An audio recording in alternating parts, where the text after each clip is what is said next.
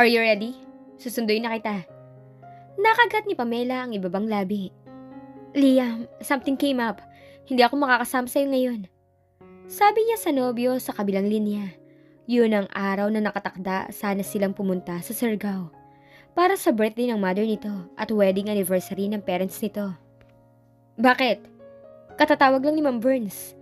Sabi niya na ang tinutukoy ay ang finance director nila. Kailangan daw akong pumasok ngayon dahil nagka-problema sa payroll. What? Hindi ko nga rin maintindihan. Ang alam ko okay naman lahat ng i-check ko kahapon. May mali raw sa printing ng checks at kailangan kong ayusin yun. Pumalatak ito mula sa kabilang linya. I'm sorry honey, pwede bang bukas na lang tayo? Hindi pwede, Pamela. Putol nito sa sinasabi niya. Alam mong birthday ng mom ko ngayon. Alam ko, pero hindi ko pwedeng pabayaan ang trabaho ko. Ganito na lang, kami na lang ni Laika ang pupunta sa Pilar ngayon. We couldn't miss our mom's birthday, you know? Sumabay ka na lang kay Xander bukas. Bukas din siya pupunta. Ha? Ang akala ko ba hindi pupunta si Xander? Pupunta raw siya pero bukas pa dahil kailangan pa raw niyang tapusin ang trabaho niya bago siya umalis. He'd been there 2 months ago, kaya alam niya papunta ron. Sumabay ka na lang sa kanya. Gusto sana niyang tumanggi, ngunit baka mag-isip ito na kung tatanggi siyang sumabay kay Xander. Hindi bali, madali lang naman ang travel via air patungo sa Surigao del Norte. Saglit lang silang magkakasulo ni Xander. Pinagmamasdan ni Pamela ang tanawin sa ibaba mula sa bintana ng eroplano. Hey, baka magka-stiff neck ka niyan sa ginagawa mo. Kanina ka pa nakabaling dyan sabi ni Xander. Katabi niya ito sa eroplano patungo sa Surigao City. Sinadya niyang ibaling na lang sa labas ng bintana ang paningin dahil alam niyang maaasar lang siya rito kapag nag-usap sila. I like to watch the view below. Then talk to me? Buti alam mo. Didn't I tell you to be nice to me? Talk to me. Huwag mo akong pagmukhang nagmamonolog dito. Ano na naman ba pag-uusapan natin? Let's talk about the past. I don't like the topic. Then let's talk about you and Liam. Is your relationship serious?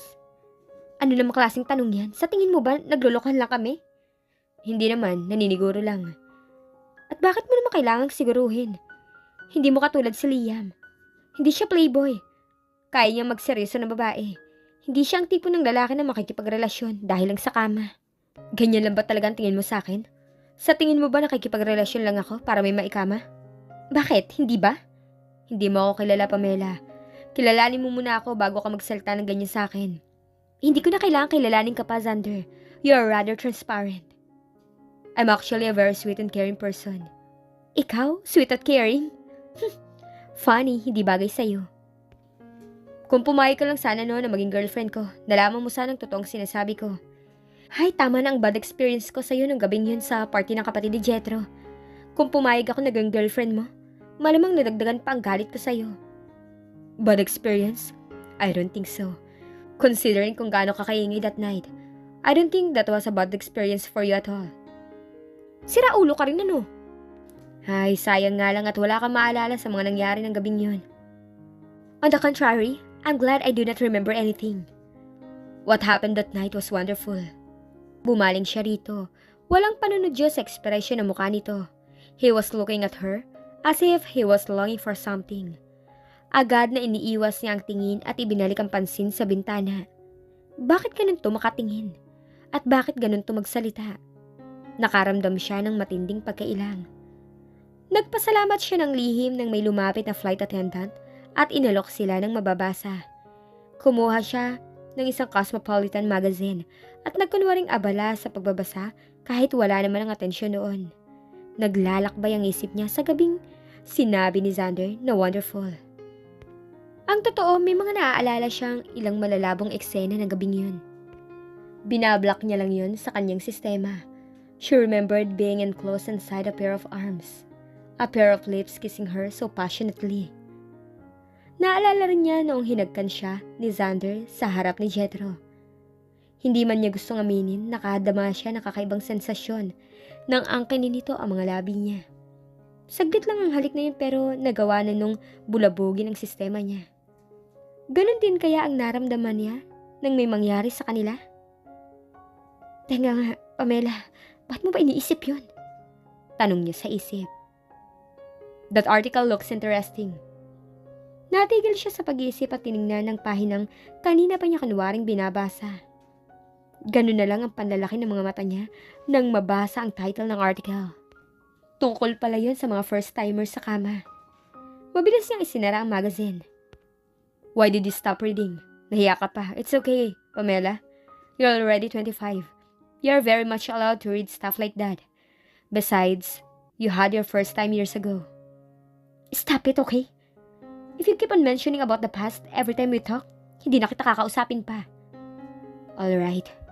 I was just teasing you. Masyado ka kasing pikon. Let's be friends, Pamela. I'm serious about being friends with you. Promise, kapag naging magkaibigan tayo, hindi na kita aasarin. Alam mong imposibleng maging magkaibigan tayo, considering the past. Kaya wag mo nang ipagpilitan na maging magkaibigan tayo. We can only be civil to each other. Do you really hate me that much? Wala ba akong pwedeng gawin para maging okay tayo? Hindi talaga tayo pwedeng maging magkaibigan. Tumahimik na ito pagkatapos. Lihim siyang nagpasalamat dahil hindi na siya kinulit pa nito. Ngunit lihim niyang pinagtakhan ang pananahimik nito. Na-traffic sila patungo sa Surigao City Port, kung saan may ferry na bumabiyahe patungo sa Dapa Port, kung saan naman may sasakyan patungo sa Pilar. Kaya nang makarating sina Pamela at Xander doon, puno ng ferry at kailangan pa nilang maghintay ng 2 oras para makapagbiyahe. Nagdesisyon si Xander na umupa na lang ng maliit na pump boat para makabiyahe na agad sila. Sinang-ayunan naman yun ni Pamela dahil gusto na niyang makarating agad sa destinasyon nila. Isang lalaking sa tingin niya ay nasa late 40s ang nag-operate ng bangka para sa kanila. Nagpakilala itong si Manong Isko. Bagong kasal ba kayo at maghahani mo sa norte? Ngumisi si Xander. Manong naman, obvious namang hindi, diba? Kung mag-asawa kami, dapat magkatabi kami. Pero kung magkatabi kayo, hindi magiging balanse ang bangka at lulubog tayo. Bagay kasi kayo eh. Kaya akala ko mag-asawa kayo. Lumuwang ang ngiti ni Xander. Mukhang nag-enjoy ito sa panunod yun ng bangkero sa kanila. Binalingan niya ang bangkero. Hindi nga ho kami mag-asawa. Eh ano kayo, magkasintahan? Pinatirik niya ang mga mata sa konsumisyon dito. Natawa si Xander. Tumawa rin si Manong Isko.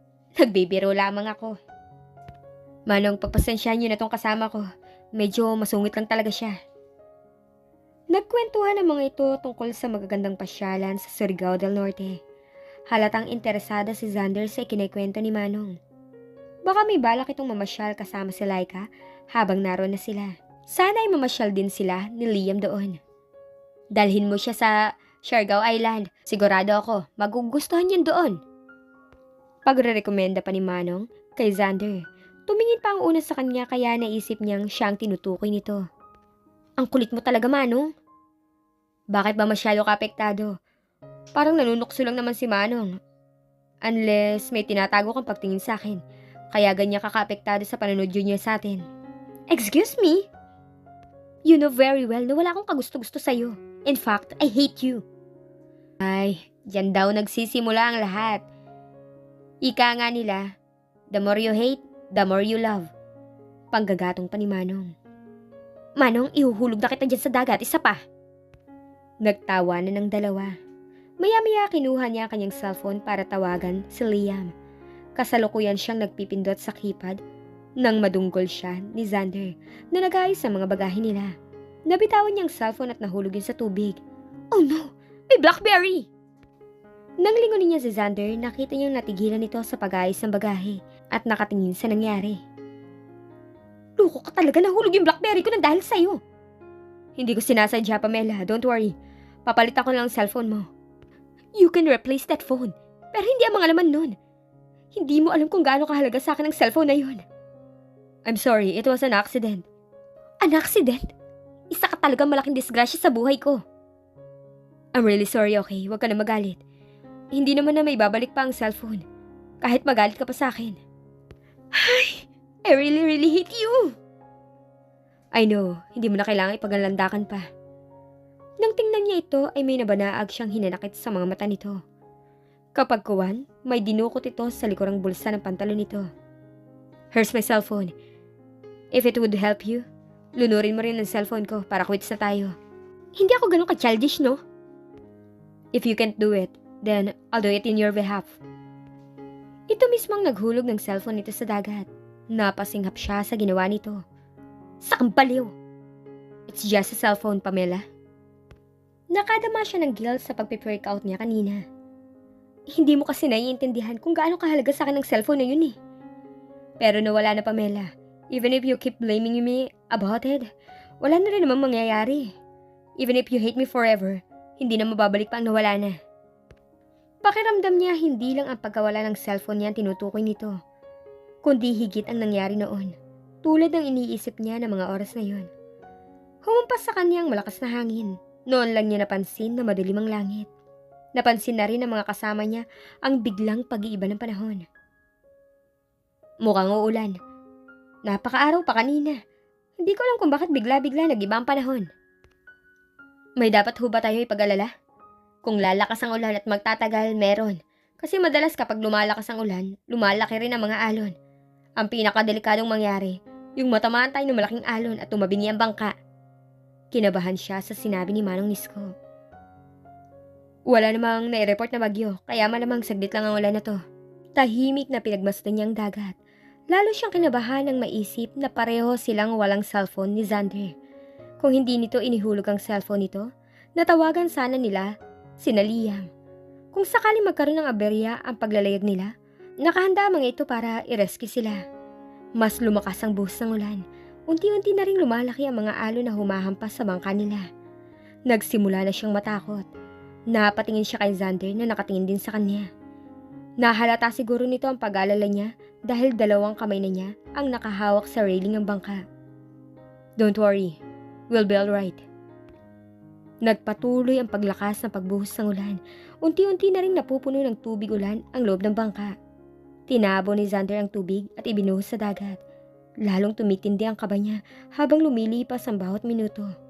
She started praying silently. Huwag kang mag-alala, ma'am. Napagdaanan ko na ang ganitong sitwasyon. Hindi naman ako nadisgrasya. Basta hindi magloloko ang motor ng bangka, hindi tayo mapapano. Sabi ni Manong Isko na marahil napansin ang pagkabalisa niya. Binuksan ni Xander ang bagahe nito at may kinuhang jacket mula roon at sinuot sa kanya. Napatingin siya rito. Thoughtful din pala ito kahit papano.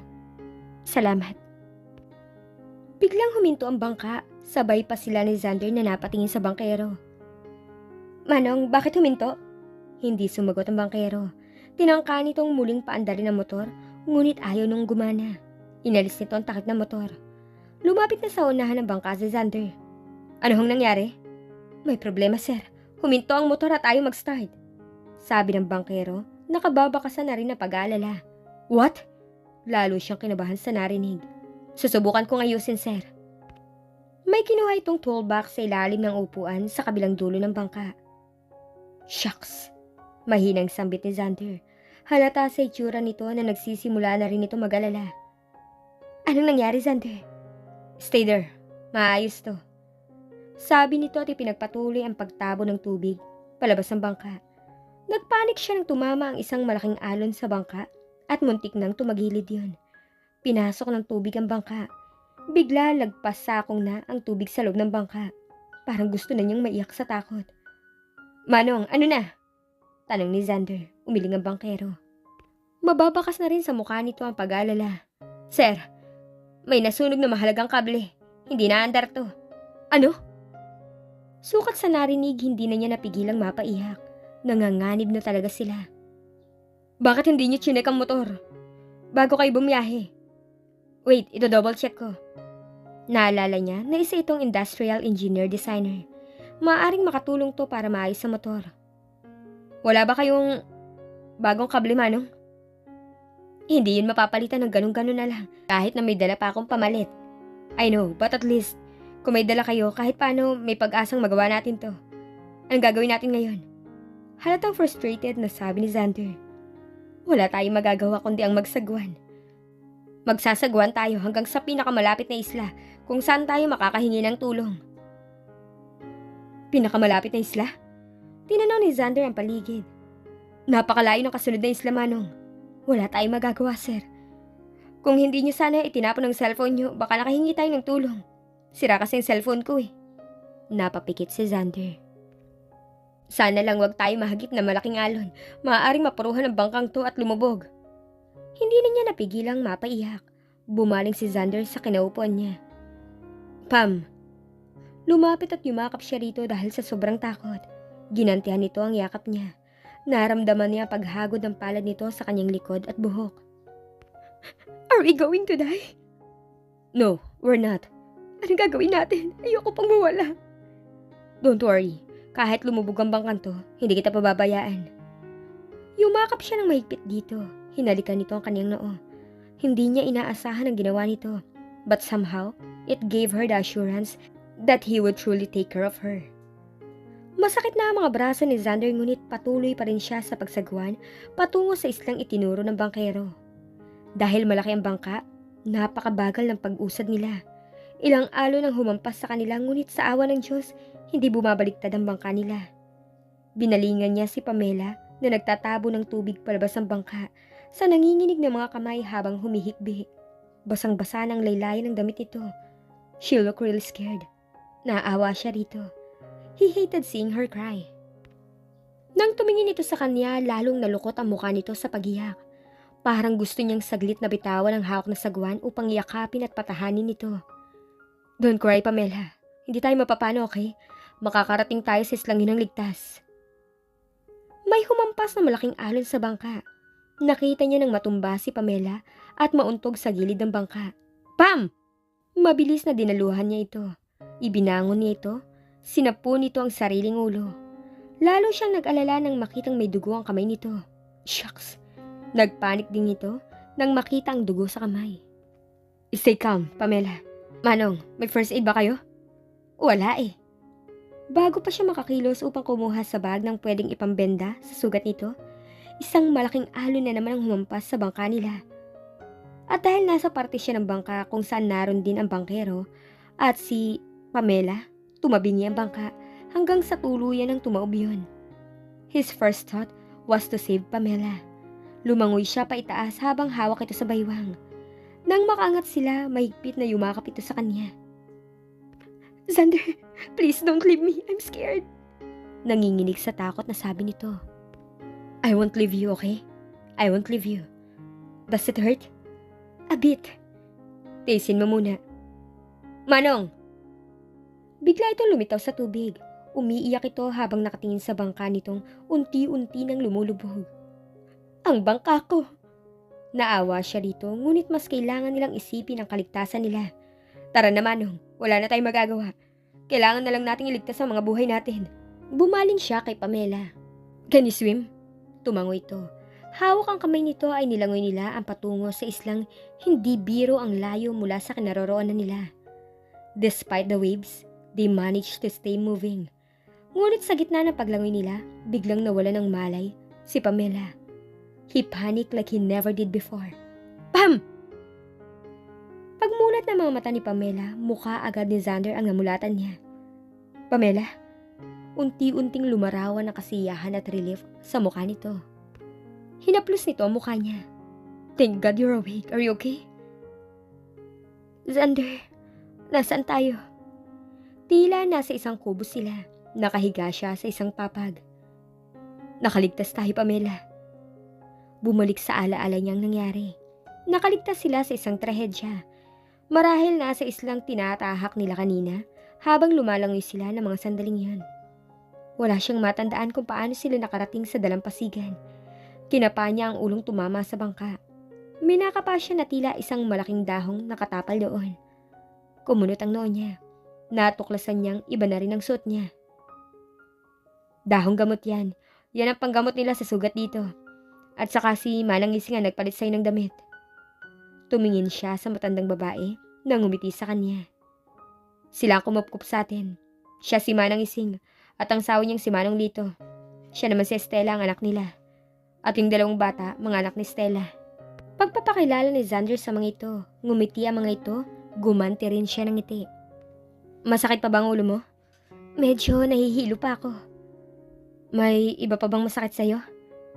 Medyo masakit ang katawan ko dahil siguro sa paglangoy. Magpahinga ka na lang muna. Ikaw din, Sander, magpahinga ka. At may lagnat ka pa't masakit pa ang katawan mo. Sabi ni Manang Ising. Tinitigan niya si Xander, dinamaan niya ng pisngi niya ang kamay nito. Kaya pala napakainit ang palad nito. Noon lang din niya napansin na nakasampa rin pala ito sa papag.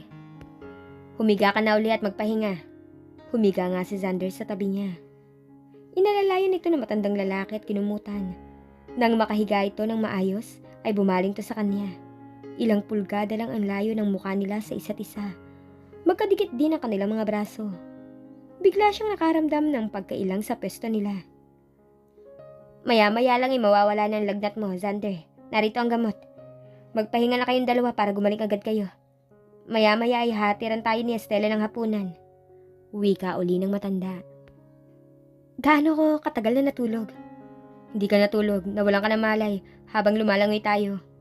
Are you sure wala kang ibang nararamdaman? Don't you feel the urge to vomit? Nauntog ka kasi sa bangka kanina. Baka nagkaroon ng concussion. No, sa palagay ko naman wala. Nasaan tayo? Nasa maliit na isla tayo ng Mangangkayan? Parang isang baryo lang ang islang ito. Teka, nasan si Manong na may-ari ng bangkang tumaob? Nasa labas, hindi pa siya nagsasalita hanggang ngayon. Mukhang nasyak sa paglubog ng bangka niya.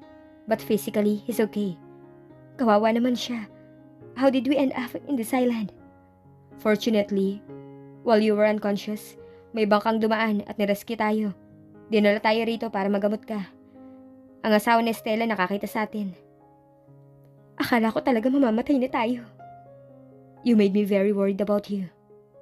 Napabaling siya rito. Nang mawalan ka ng malay, hindi ko alam kung anong gagawin ko. Naalala niya ang yakap at halik nito sa noo niya. Nang tumawag ang bangka, ito ang humila sa kanya paitaas sa tubig.